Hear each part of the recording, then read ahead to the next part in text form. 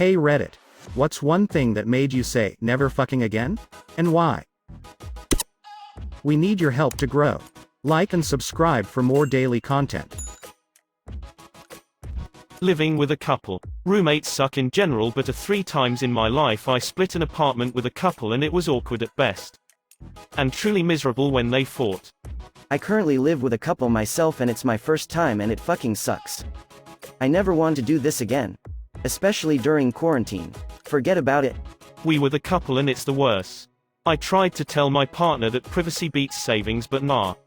Finally got him to agree that the peace of mind is worth it. Meth. I was a hardcore amphetamine pill addict and said, frick it, one night and smoked a shitload of meth. I was up for 2 or 3 days. By the last day I was well into psychosis and left town. Stayed in a hotel room for a few days to make sure I didn't become a meth addict and to evaluate what the frick I was doing with my life.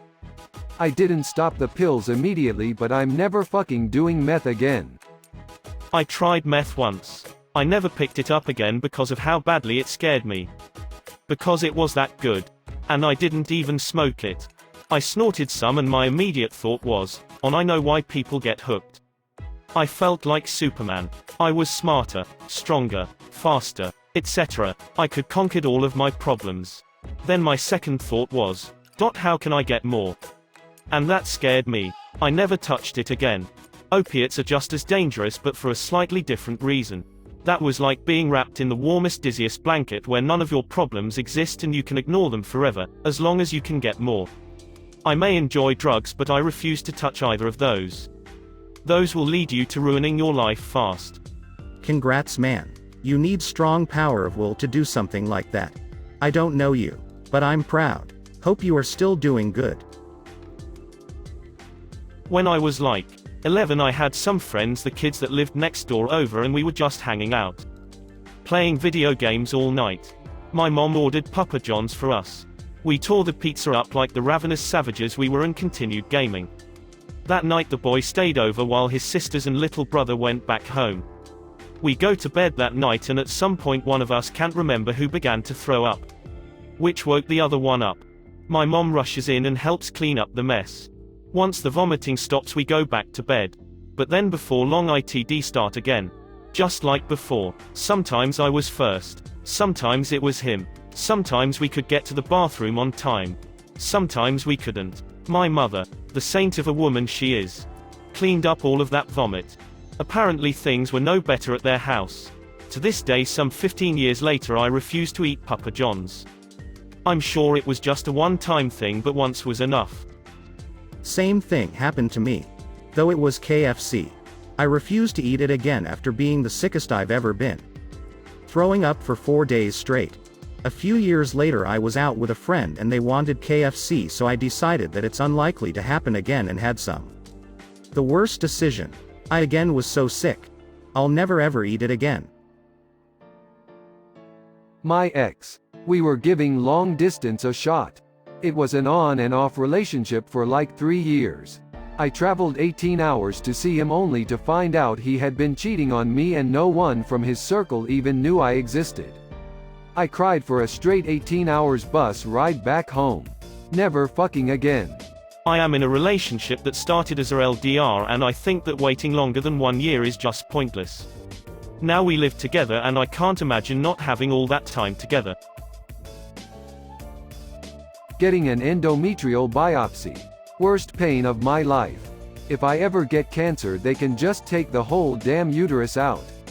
I'm not going through that again without anesthesia. Cervical colposcopy here. My mom had to help me get to the car afterwards. I was white as a sheet. They said it wouldn't hurt.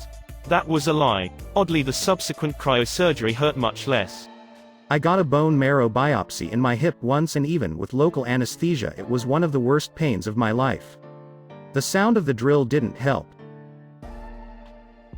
Yesterday I was in a hurry and not being very safe and put a 1/4 drill bit through my hand. Could have been 100% avoided by taking even the slightest of safety precautions, but I was frustrated and rushing to finish. Never again will I not take the simple moment to do it correctly. How is your hand? Did you have to go to the hospital? Alcohol and cocaine. Almost ruined my life. Started drinking at 16. Started doing coke at 26. And took till I was damn near 41 to quit. Dumped my last baggie of blowout beside my garage 23 years ago and haven't touched the shiz since. Hello 63-64-year-old Redditor. Making friends with people because you feel bad for them. Be nice, but no more than that is required. Pity is no reason to start a friendship and it never turns out well. Neither for them nor for you. Or a relationship. Agree with this in a more general sense too. I never do things out of pity anymore. I'm the one that ends up getting screwed over in the end. Purchased a bag of 150 mint Mentos as a study snack. Got stuck into an assignment and somehow ate the entire bag over a 12-hour period. Next day my partner and I walked our dogs down to a cafe. Stomach becomes sore while we drink our coffee. I look to the toilet but it's a busy cafe with a single toilet.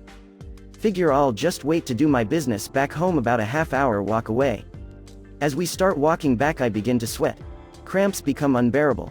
Give my partner the dog lead and tell her I need to run. She doesn't know what's going on. I start sprinting, which then makes the stomach cramps so much worse. Realize I'm not going to make it. Almost crying from the stomach cramps. See a bush. Can't hold it. Pull pants down. Don't quite succeed. Shiz everywhere. Bush isn't concealed. Other dog walkers walk past and dog runs up. Mortified. Still can't stop shitting. Partner sees me. My pug happy to see me. Runs straight up and into my Mentos diarrhea. Haven't eaten Mentos ever again. It's a fun story now, but God did that day suck. Partner loves to bring it up at dinner parties. Not a sentence you see often in your life. Laughed so hard. Tears in eyes. Does your partner now call you the Freshmaker? Hanging out with someone who's a self-admitted asshole. He proved himself right. Was talking to a guy at my bar who owns his own business, and he was talking about bad interviews when hiring people. He talked about one young guy who said he wanted to be paid under the table because he gets Social Security disability checks and didn't want to lose them. The owner asked why he gets SS checks. The guy said, "Because I can't keep my mouth shut." To which the owner asked him, if he can't keep his mouth shut, why should he hire him? Something to do with a neurological disorder he supposedly faked to get his checks. So, I told the owner guy, well, he couldn't keep his mouth shut about faking a disorder, thus proving himself right anyway. College class at 8 a.m. as a night owl. Man, I was just the opposite. Get done with class early every day, like 11 a.m. and have the entire day to hang out, nap, eat, etc. Such a great time in life. I'm a night owl and I did something that I thought would be awesome and it sucked. As a junior with a finance major, as in lots of upper-level finance courses, I scheduled all of my classes one semester for Tuesday and Thursday. 8 a.m. to 6:30 p.m. 4-day weekends. 1 day break in the middle. I can sleep in most days of the week. Awesome, right? No, not awesome. Tests all came at once and I had to be up early to study for 3 to 4 exams in one day. Let alone I literally was running around campus to get to my classes in time due to being a packed schedule all day. And let's be honest, 21-year-old me wasn't using 4-day weekends for homework or studying. Oh, that was a rough semester.